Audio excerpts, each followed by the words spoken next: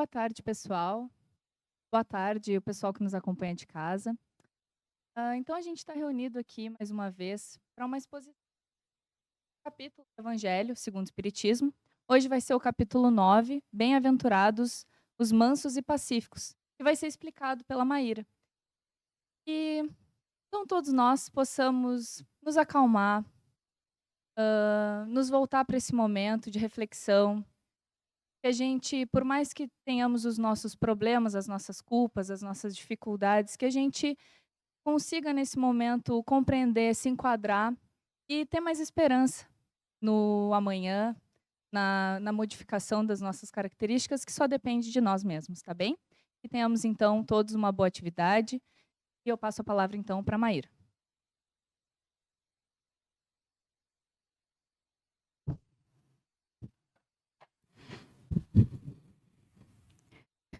Boa tarde, pessoal. Sejam bem-vindos novamente aqui à nossa atividade. Sejam bem-vindos ao pessoal que nos acompanha de casa. E então o capítulo é esse, capítulo 9, Bem-aventurados os que são brandos e pacíficos. E a gente está nessa parte do Evangelho que foi anunciada por Jesus durante o Sermão da Montanha. O áudio aqui no salão, ele realmente está com problema, a gente está em manutenção. Tá certo? Então, o microfone é só para o pessoal que está em casa, tá? Se quiserem se aproximar, se sintam à vontade, fiquem tranquilos. Em relação a isso, se não estiverem ouvindo bem.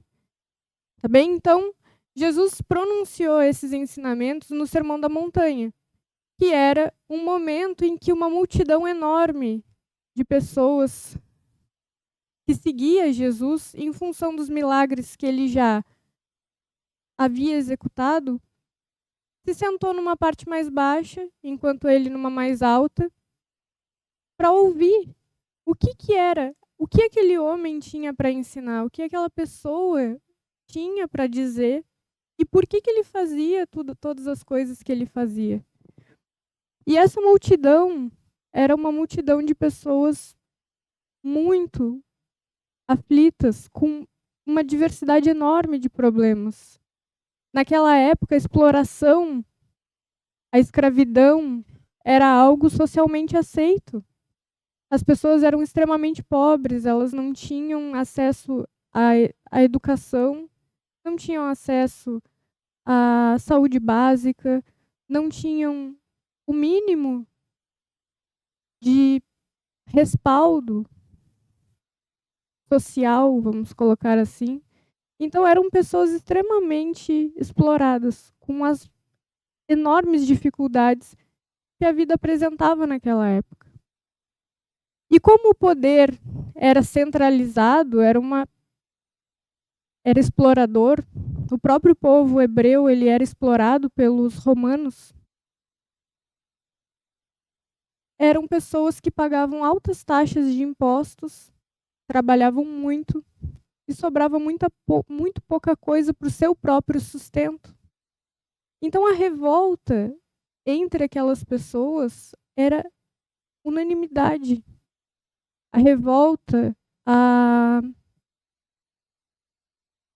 insatisfação com a própria vida e com a própria situação em que se vivia e a impossibilidade de mudar a situação de qualquer forma, porque o governo era opressor, não se tinha poder, não se tinha meios, como a gente tem hoje, por exemplo, como a internet, em que a gente pode expressar alguma coisa que a gente pense, em que a gente pode reunir pessoas para fazer determinados movimentos. Naquela época não tinha nada disso. Nada, absolutamente nada.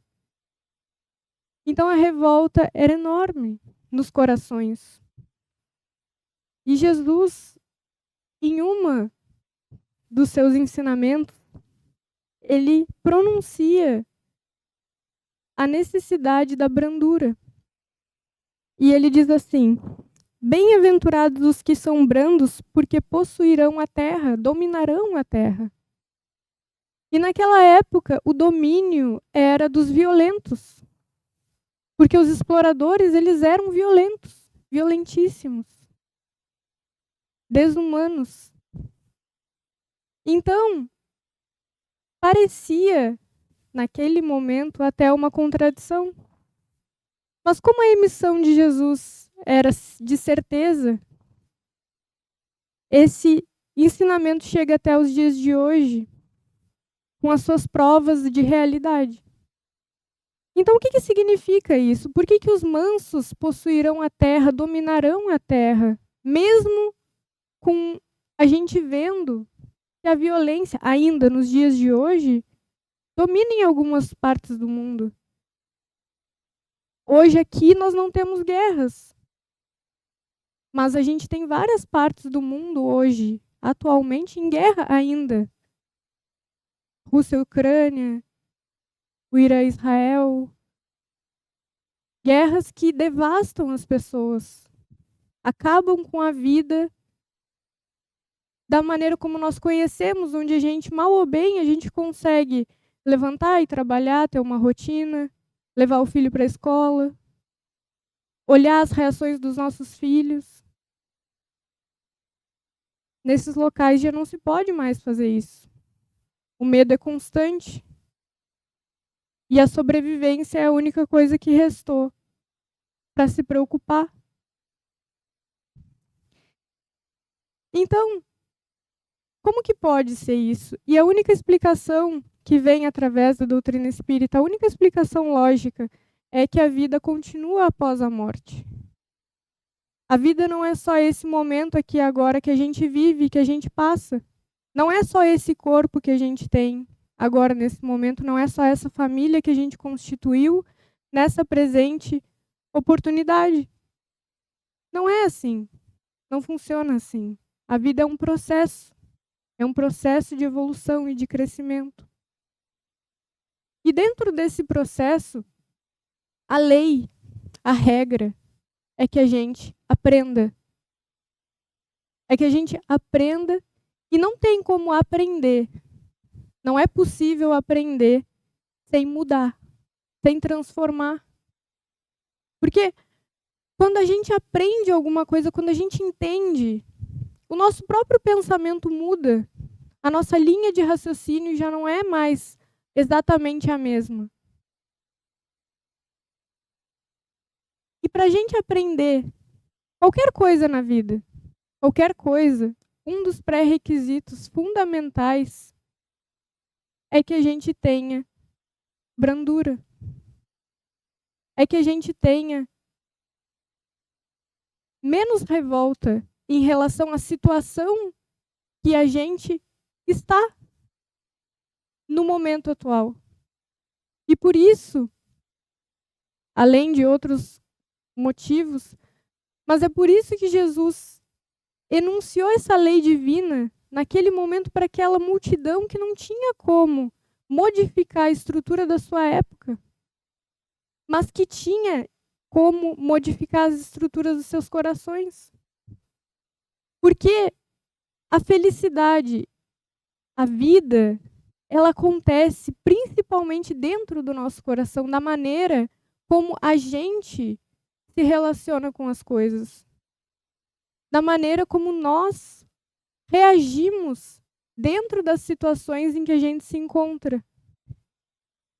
Então, a gente se encontra em uma situação, às vezes difícil dentro da vida, às vezes sem saída, às vezes sem perspectiva. E quanto mais a gente se revolta com a situação, quanto mais a gente... E a revolta, ela não é só agressão, ela não é só violência. A revolta também é, muitas vezes e com mais frequência, uma tristeza profunda. Uma tristeza que a gente não sabe, muitas vezes, definir de onde vem. Mas vem dessa insatisfação com o que a gente tem e o que a gente é. Quantas vezes a gente se pega dentro de casa, num momento em que a gente não está fazendo nada, não está com a mente focada, e a gente não se pega insatisfeito com a vida que a gente tem, com a situação financeira que a gente se encontra, com os relacionamentos que a gente construiu, com a nossa própria aparência. E aquilo nos fere de uma forma que nos tira inclusive, a esperança. A gente acredita tanto que seria muito mais feliz se tivesse essas coisas, e a gente perde a perspectiva só por não ter as coisas exatamente da forma como nós gostaríamos. Mas a vida, ela tem essa lição enorme para cada um de nós. Cada um de nós está dentro da situação exata em que precisa passar para modificar os seus sentimentos. Se eu fosse mais bonita, se eu tivesse um corpo mais bonito, que chamasse mais atenção, será que eu não seria muito mais orgulhoso? Muito mais prepotente? Eu não me sentiria no direito de ser assim? Eu não me sentiria no direito de dominar as pessoas pelo formato do meu corpo? Se eu não tivesse mais dinheiro, mais status dentro do mundo, eu estaria aqui me preocupando com questões espirituais, coisas imateriais, com os meus sentimentos, com as angústias que às vezes eu passo e eu não sei explicar o porquê? Provavelmente não. Eu estaria dentro de tudo isso, aproveitando as satisfações e os prazeres que tudo isso gera. Mas a satisfação e o prazer, ele é efêmero. Ele passa muito rápido. É como uma droga. A gente consome e logo precisa de um pouco mais para ser feliz. De um pouco mais para sentir um pouco mais de prazer. De se sentir um pouco mais leve. Mas a solução definitiva para isso não é baseada no prazer. É baseado no aprendizado e no enfrentamento de si mesmo. No enfrentamento dessas revoltas, principalmente, que a gente carrega. E por isso esse abrandamento, o abrandamento dessa personalidade que a gente construiu de revolta, de prepotência, de achar que nós temos uma grande sabedoria em uma determinada área da vida.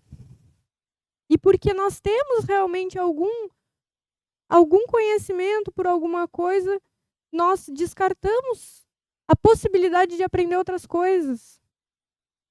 Nós descartamos a possibilidade de a gente expandir um pouco mais a nossa forma de olhar, a nossa maneira de ver. A vida é muito diversa, a vida é muito extensa. A quantidade de coisas que a gente precisa aprender é grande. Isso não é uma questão para nos trazer desespero, porque também nós somos eternos, nós temos muito tempo para aprender tudo. Mas é para nos trazer consciência de que a gente está numa jornada em que a gente recém começou.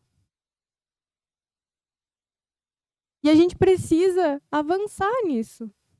Avançar nessa integração com a vida. Avançar nas relações com as pessoas.